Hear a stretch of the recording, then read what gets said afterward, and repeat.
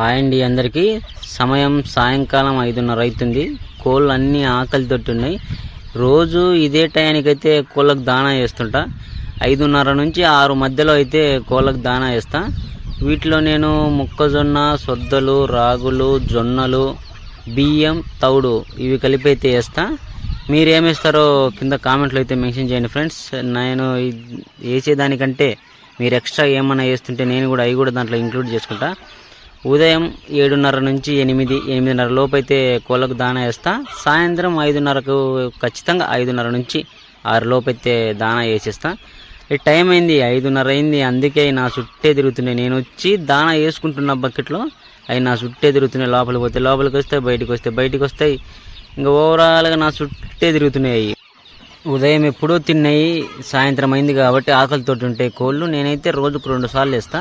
మీరు ఒకసారి వేస్తారా 2 సార్లు వేస్తారా కింద కామెంట్లో మెన్షన్ చేయండి ఫ్రెండ్స్. తిన్న తర్వాత ఇంకా ఎట్టు పోయేటట్టు పోతాయి. తినేసి తిరిగి 1 గంట తిరిగితే ఇంకా చీకటి పడే కొంది అయ్యే 1 by 1 లోపలికి వెళ్ళిపోతూ ఉంటాయి. తిన్నట్టు లోపలికి పోతుంటాయి. ఇంకా ఓవరాల్గా చీకటి పడిన తర్వాత ఇంకా మూసేస్తా, గేట్ వేసి వెళ్ళిపోతా.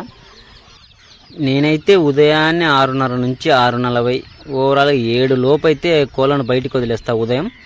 సాయంత్రం చీకటి పడుతుంటే అయ్యే పోతే మనం తోలాల్సిన అవసరం లేదు, అలవాటైన ప్లేసే కాబట్టి అయ్యే వెళ్ళిపోతాయి.